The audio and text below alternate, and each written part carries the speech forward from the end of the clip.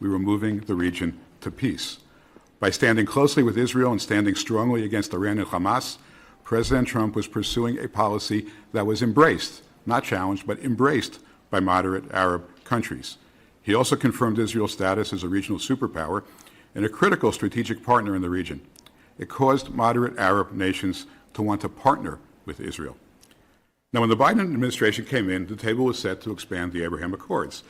But he reversed all of President Trump's policies that drove the Accords in the first place, including restoring Iran to a wealthy adversary with extraordinarily lax sanctions enforcement and providing UNRWA with over $1 billion in cash. This put the extremists back in the lead. It was the antithesis of all the Abraham Accords were designed to avoid.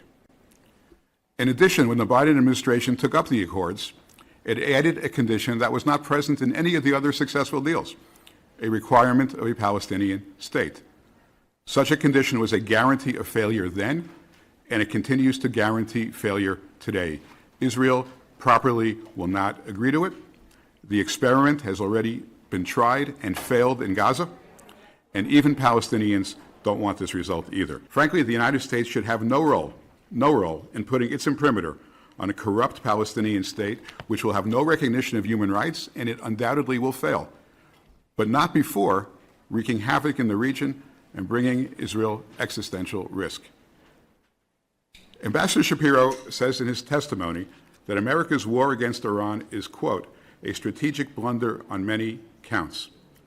I don't think there's a single present or potential party to the Abraham Accords that agrees with that. And I hope that when the war ends successfully, victoriously for the United States, as we all hope, pray, and believe it will, the moderates will be back in the lead, and the Abraham Accords will have a bright future. It wasn't, but anyway. What do you think it'd take for Saudi Arabia to join the Abraham Accords? Well, I would make this general observation and then focus it on Saudi. What is said publicly in the Arab world and what is discussed privately are not necessarily the same thing.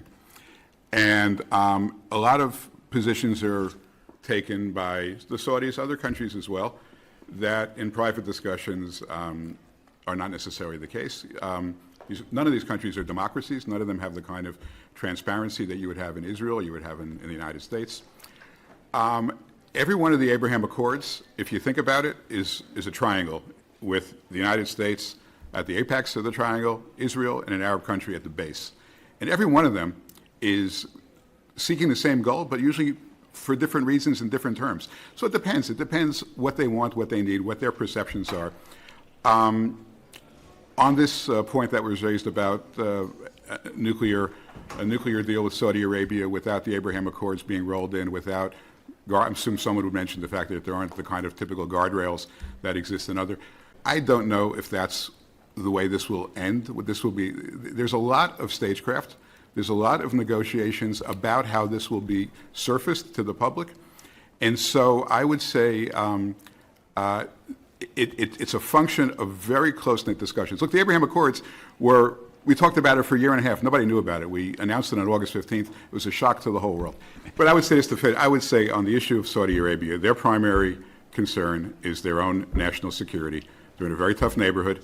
They're taking incoming right now from their kind of natural sworn enemy, both geopolitically and religiously, their enemy.